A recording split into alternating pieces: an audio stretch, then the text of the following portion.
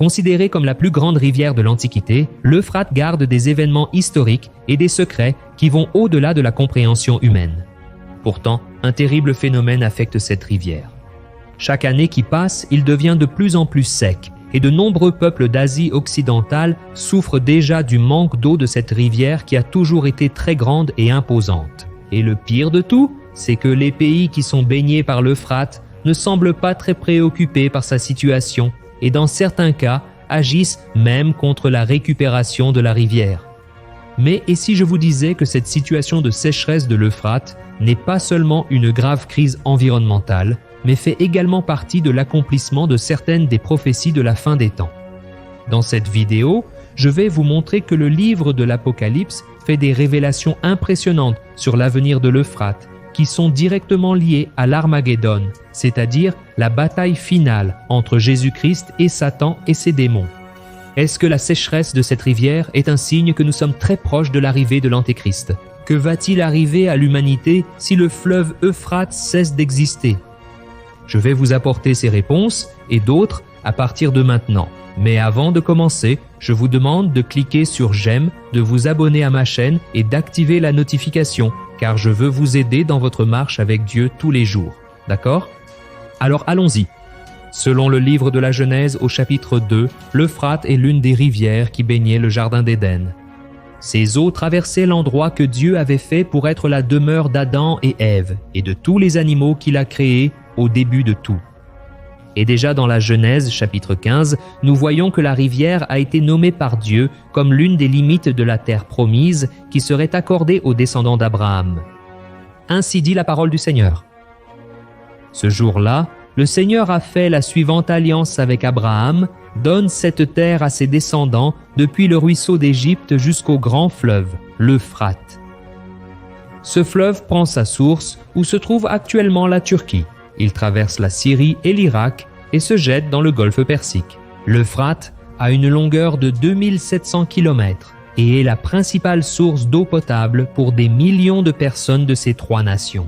De plus, ces eaux sont utilisées pour irriguer les cultures et alimenter les centrales hydroélectriques qui produisent de l'électricité pour plus d'1 million de familles. Mais ce qui a toujours été une région en croissance et très fertile devient un lieu de peur et d'incertitude, étant donné que sa principale source d'eau est tout simplement en train de disparaître.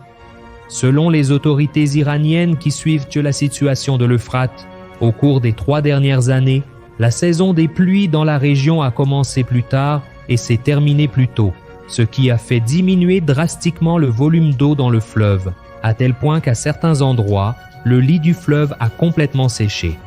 C'est dans l'un de ces points secs qu'une vidéo est devenue virale sur Internet, montrant ce qui pourrait être les cris de démons dans une région où passait le fleuve Euphrate, terrifiant des milliers de personnes. C'est parce que, selon certains récits, les bruits seraient ceux des 4 anges déchus qui ont été emprisonnés par Dieu et qui ne seront libérés que lorsque la prophétie de l'Apocalypse 9 se réalisera. J'ai même fait une vidéo parlant de cette théorie des bruits effrayants dans le fleuve Euphrate, mais à aucun moment je n'ai affirmé que ce bruit était réel et qu'il venait de l'un des 4 démons emprisonnés par Dieu. Et en revenant à la question de la sécheresse que traverse le fleuve Euphrate, un groupe de scientifiques affirme que ce n'est pas seulement la question climatique qui affecte le volume des eaux, mais aussi la mauvaise gestion de la politique de l'eau par les gouvernements des pays qu'il traverse. Il y a même ceux qui disent que les pays veulent que le fleuve s'assèche une fois pour toutes pour une raison qui reste inconnue. Après tout, quel serait l'avantage de la désertification d'une rivière pour l'humanité? Quel est l'intérêt de ses dirigeants? Il se trouve que c'est exactement avec la mort de la rivière que la prophétie sur l'Armageddon se réalisera. Selon la Bible, les rois de l'Orient vont marcher sur la terre sèche où coulait le fleuve Euphrate jusqu'au mont Megiddo, où ils vont combattre l'armée du Christ dans la bataille finale. Regardez ce que l'Apocalypse chapitre 16 nous révèle. Le 6e ange a versé sa coupe sur le grand fleuve Euphrate, et ses eaux se sont asséchées pour préparer le chemin au roi venant de l'Orient. J'ai alors vu sortir de la bouche du dragon, de la bouche de la bête et de la bouche du faux prophète 3 esprits impurs semblables à des grenouilles. Ce sont des esprits de démons qui accomplissent des signes miraculeux. Ils vont vers les rois du monde entier afin de les rassembler pour la bataille du grand jour du Dieu Tout-Puissant. C'est-à-dire que dès que le fleuve Euphrate sera complètement asséché, la trompette sonnera et les démons emprisonnés par Dieu seront libérés pour détruire un tiers de l'humanité avec leurs 200 millions de soldats. Lisez avec moi ce que l'apôtre Jean a dit à ce sujet. Le 6e ange a sonné de sa trompette, et j'ai entendu une voix qui venait des 4 coins de l'autel d'or qui est devant Dieu. Elle a dit au 6e ange qui avait la trompette, « Libérez les 4 anges qui sont liés près du grand fleuve Euphrate, les 4 anges qui étaient préparés pour cette heure, ce jour, ce mois et cette année ont été libérés pour tuer un tiers de l'humanité. Et cela ne s'arrêtera pas là, mes frères. Ce seront ces esprits maléfiques qui mobiliseront les dirigeants de l'Ouest pour marcher sur l'Euphrate et combattre l'armée de Jésus, et cela signifie que nous nous rapprochons de plus en plus de la fin des temps. Le processus de désertification de l'Euphrate a commencé il y a 35 ans et s'accélère de plus en plus, et tout indique que l'esprit de l'Antéchrist est déjà à l'œuvre à travers la vie de ses dirigeants, les poussant à accélérer l'assèchement total du fleuve. Je sais que l'Antéchrist n'a pas encore été annoncé, mais son esprit est déjà assis sur les cœurs des êtres humains, les poussant à faire le mal et préparant tout pour son arrivée. Et ce n'est pas moi qui affirme cela, mais la Bible elle-même. Voyez ce que l'apôtre Jean a écrit. Vous pouvez reconnaître l'Esprit de Dieu de cette façon. Tout esprit qui confesse que Jésus-Christ est venu en chair vient de Dieu, mais tout esprit qui ne confesse pas Jésus ne vient pas de Dieu.